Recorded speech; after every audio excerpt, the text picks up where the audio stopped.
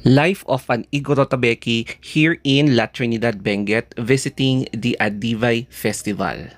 Alam niyo ba na mas maganda na bumisita kayo sa Adivay Festival during nighttime kasi hindi siya mainit and maraming makukulay na mga lights na katulad nito kasi it's Christmas time, November na, malamig na, kaya mag-party muna tayo and kumain sa McDonald's afterwards.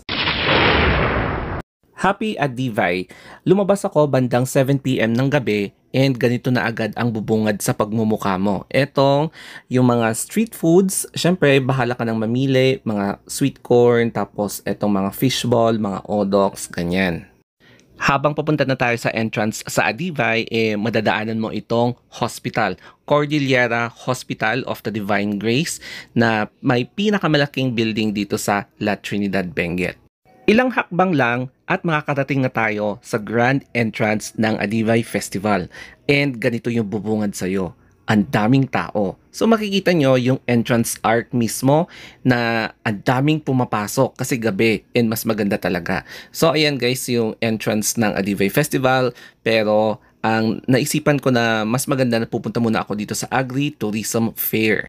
Mas ma-appreciate mo kasi yung mga booth dito lalo na kapag gabi. Kasi i-open nila yung mga decorations nila, tapos may mga iba't ibang klase ng ilaw. So ganyan yung itsura niya kapag gabi na hindi mo ma-appreciate kapag daytime ka bibisita dito sa Agri-Tourism Fair. Some of the booths na nabisita natin ay itong booths ng Municipality of Tuba. And then, ang next naman ay itong Municipality of La Trinidad. So, ito rin yung booths nila na pagkabongga-bongga. Pumuko din ang atensyon ko dito sa mala cherry blossom na eksena. Pero nung tinitignan ko yung pangalan ng municipality, biglang na-distract ako dito sa magjowang ito. Ay man ako, maghihiwalay din kayo. Char! Nadaanan din natin ang booth ng Municipality of Kibungan. And then, ang harap niya ay itong Municipality of Itogon. So, napaka-unique talaga ng kanilang decorations. And syempre, pati na rin ang Municipality of Bukod.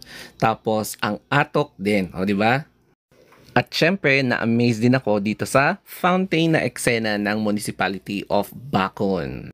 Mag-exit na tayo dito sa Agri-Tourism Fair and papasok na tayo doon mismo sa dinadaos na Adivay Festival area. So, eto nga pala yung parking area ng pinuntahan natin. So, ang daming nakapilang mga sasakyan and mas maganda talaga kapag gabi kayo bibisita. Sa wakas, nandito na tayo sa may Arcod, the entrance of Adivay Trade Fair. So, papasok na tayo and makikipagsiksikan. Tapos, dito naman sa loob, may mapapansin kayong security. And then, yung sa bandang right, ayan, makikita nyo na parang may kumukuti-kutitap na Adivay. Siyempre, nilapitan ko itong signage na to na Adivay na kumukuti-kutitap kapag nighttime and mas ma-appreciate mo talaga kapag gabi. So, ang daming nagpapapicture dito para sa Instagram photos nila or profile pictures sa social media. Kaya maglakad-lakad na lang muna tayo and ang first na madadaanan mo mga booths dito ay mga dry goods, mga souvenir shops, tapos mga furniture, tapos yung mga pambahay, mga ganyan. And mga decorations din or lahat ng mga RTW stores na pwede nyo makita, makikita nyo dito sa first part ng mga booths or first row. Hi! It's nice to see Sir Anthony. Hello! Sa tagal-tagal, ngayon lang kami nagkita.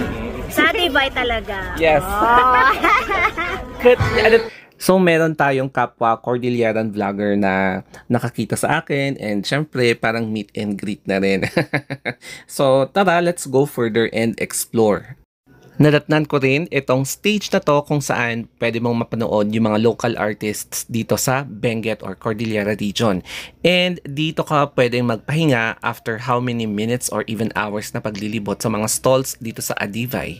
Dito naman yung pinaka-favorite part or pinaka-favorite area sa Adivay, yung mga food stalls. Kasi ang daming makikitang mga different kinds of na foods na sinaserve ng different business owners o kaya mga local na restaurants or mga bake shops dito sa La Trinidad. Sinadya ko talagang lapitan itong bagong gawang Benguet Sports Complex kasi ibang-iba na talaga yung itsura niya as compared a few years back. So, rubberized na yung oval niya, tapos bagong gawa or renovated na rin yung grandstand. Itong Zinong ko na yan. And then, ang makikita nyo pa dito is yung closed gym. Ayan, hindi masyadong kita. But, on your right side is yung Olympic-sized swimming pools na under construction. O, di ba? Ang laki ng building. So balikan natin itong other side ng mga food stalls dito sa Adivay. And ang daming mga foods. So katatapos ko lang kasi kumain kaya busog me. And dito sa may ibang side ay yung mga technical equipments, mga ganyan na booths. And bumalik ulit tayo dito sa stage.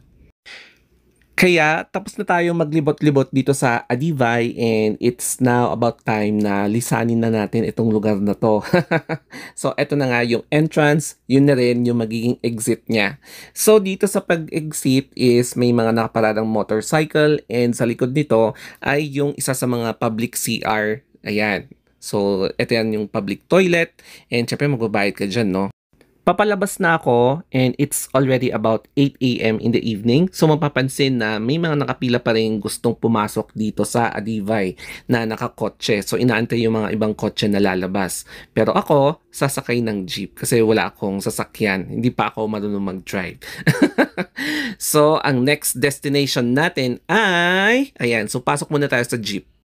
So magpapagpag muna tayo dito sa tambayan ng mga baaks. Ayan. alam niyo naman siguro kung saan to, no? Especially sa mga taga Baguio or taga La Trinidad. Sa totoo lang, nakaka-refresh din talaga yung juice nila dito. Lalong-lalo na kapag haluan mo ng Gatorade. Nakaka-refresh and makaka-relax ka rin dito. And kasama ko yung baak kong friend. Tsaka kung gusto mo magsisiwit, ayan o. So sila yung mga sasamahan mo kapag magsisiwit ka sa harap ng mismong stage. So eto yung usual na ginagawa kapag gusto mong mag-juice dito sa tambayan ng mga baak.